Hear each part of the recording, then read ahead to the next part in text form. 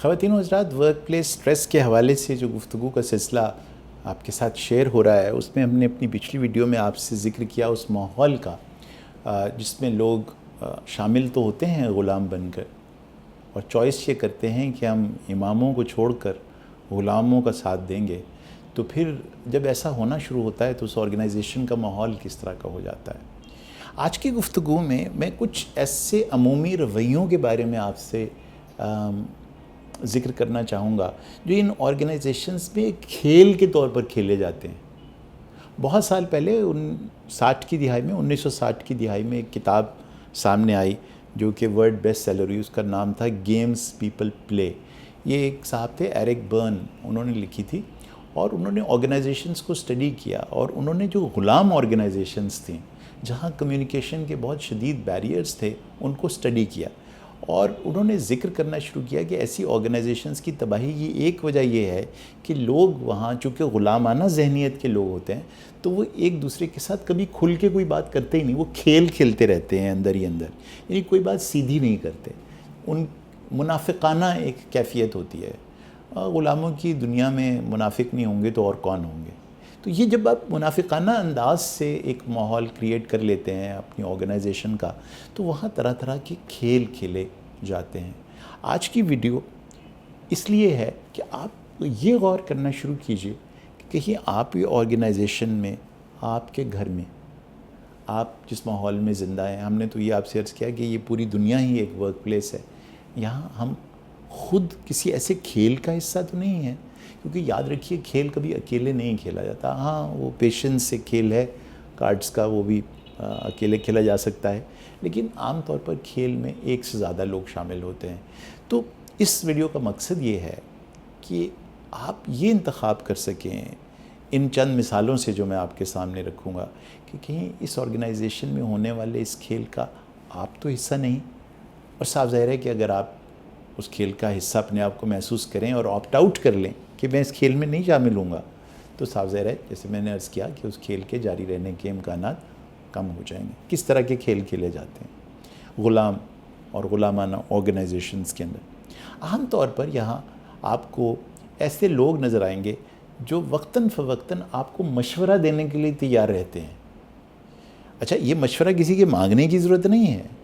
آپ بیٹھے ہوئے اپنا کام کر رہے ہیں تو ایک صاحب یہاں سے آئیں گے اور ادھر ٹیک لگا کے آپ کی کرسی کے ساتھ کھڑے ہو کر کہیں گے یار میری مانو نا، آپ ایسا کریں اگر اس آرگنائزیشن میں کامیابی حاصل کرنا چاہتے ہیں تو.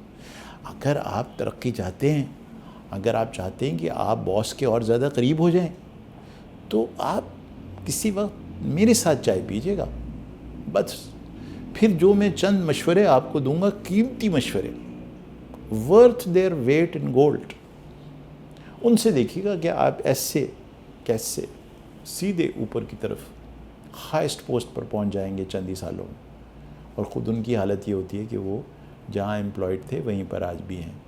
تو یہ جو مفت مشورہ کارپوریشن کے لوگ ہیں جو کہ آپ کو مفت مشورے دیتے پھر رہے ہیں، یہ آپ کی زندگی میں زہر گھولنا شروع کرتے ہیں. اور آپ چونکہ یہ دیکھتے ہیں کہ بھئی آپ تو اس آرگنائزیشن میں نئے ہیں اور یہ پہلے سے ہیں، تو شاید یہ بہتر جانتے ہوں گے اس کے کلچر کے بارے میں. ہاں جانتے تو ہیں، لیکن جس کلچر کو وہ پروموٹ کر رہے ہیں اس میں آپ کو بھی ابھی انڈکٹ کرنے والے ہیں ایک غلام کی حیثیت سے. تو ایک غلام دوسرے غلام کو لے کر آ رہا ہے کھیل کا حصہ بنانے کے لیے. اب وہ آپ سے کہیں گے کہ دیکھو ایسا ہے کہ چاہے تمہیں 10 کام ملے، سب سے پہلا کام وہ کرنا ہے جو باس نے دیا ہوا ہے. وہ بھائی سب سے ارجنٹ ہے، امپورٹنٹ ہو یا نہ ہو. یہ مت بیٹھ کے سوچتے رہنا کہ وہ مجھے تو بہت بڑے بڑے کام ابھی کرنے ہیں اور یہ تو باس والی جو چیز ہے یہ تو بعد میں بھی کی جا سکتی. بھائی یہ کام سب سے زیادہ ارجنٹ ہے. اچھا، خود آپ ان کا بھی رویہ یہ دیکھیں گے کہ ہر وقت اس آرگنائزیشن میں وہ کھیل کیا کھیلتے رہتے ہیں. بھائی دیکھو سارے کام چھوڑ دو، باس نے کہا ہے کہ یہ اگلے 24 گھنٹے میں ان کی میز پہ ہونا چاہیے.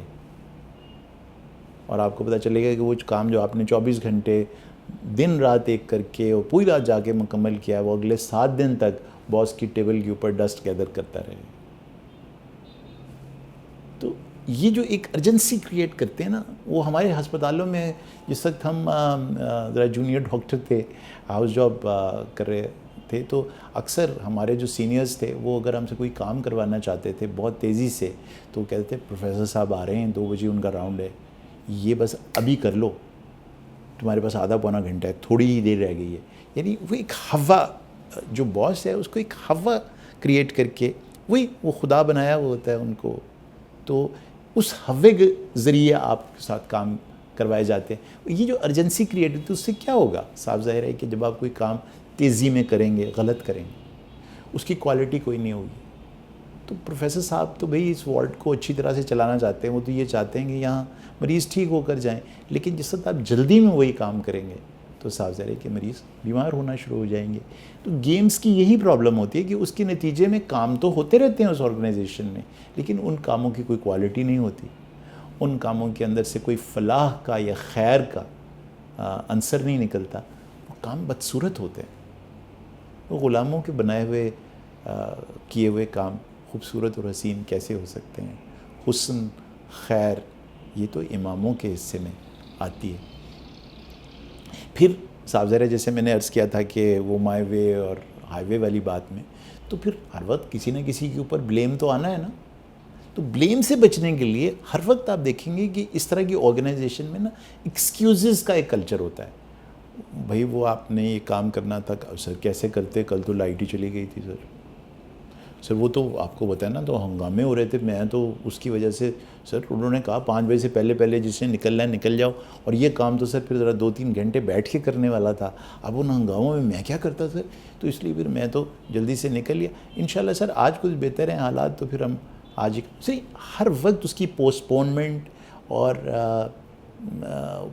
وہ سر وہ فلاں شخص نہیں تھا جس سے مجھے چابی لینی تھی، کبھی وہ چابی گم ہو جاتی ہے، کبھی کمپیوٹر لاک ہو گیا تھا، کبھی لائٹ چلی گئی ہے، کبھی ٹیکنیکل فالٹ آ گئی تھی.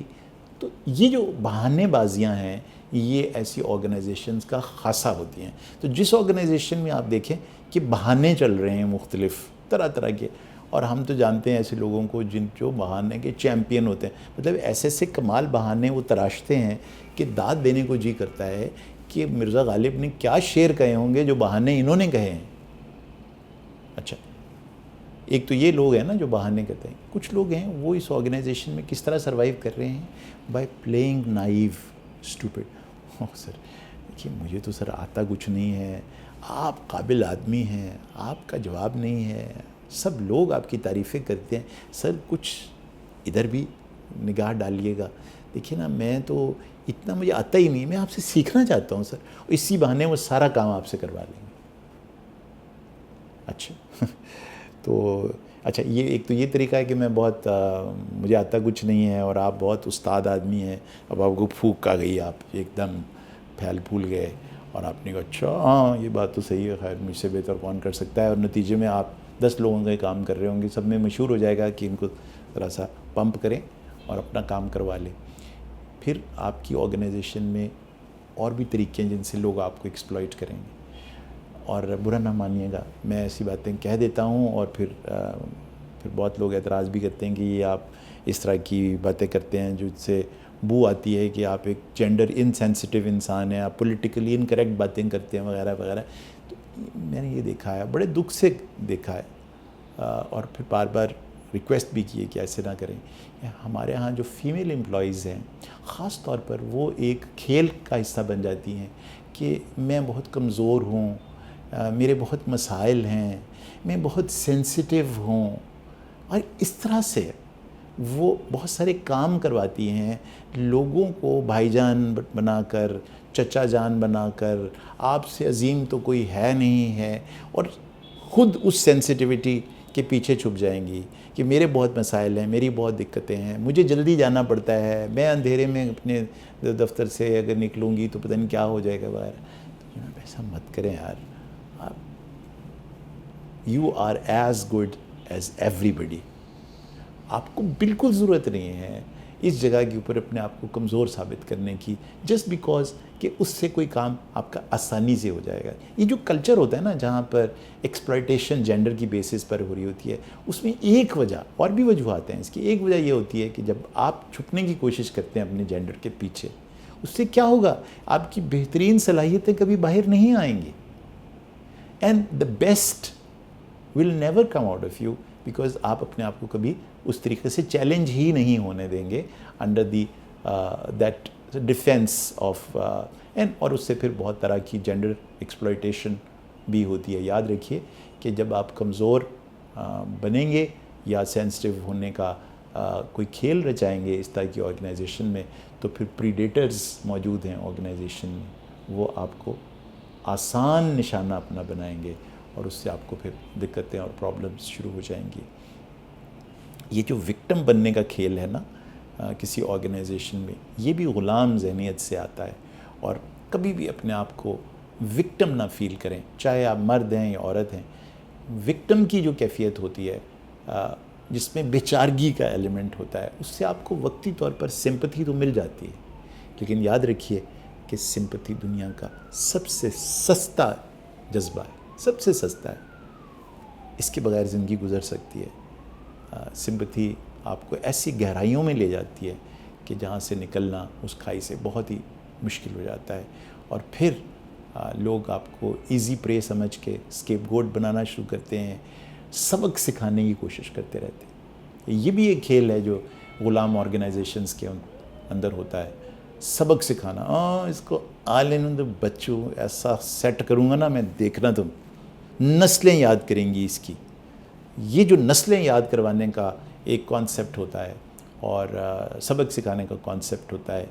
اس کے بعد پھر فاتحانہ انداز میں آپ اب سناؤ بچوں کیسا سیدھا کیا تمہیں, ٹھیک ہے نا. یہ جو آپ اس طرح کے کھیل ان آرگنائزیشنز میں دیکھتے ہیں, حضور میں نے سلیو گیمز کہتا ہوں. یہ غلاموں کے وہ کھیل ہیں ان سے غلامی کا سلسلہ ہمیشہ چلتا رہتا ہے, پرپیچولی چلتا رہتا ہے.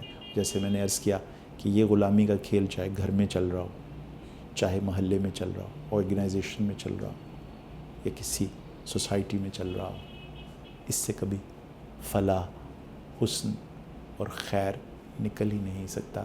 اور صاف ظاہر ہے جہاں یہ سب ہو وہاں حق کیسے زندہ رہ سکتا ہے.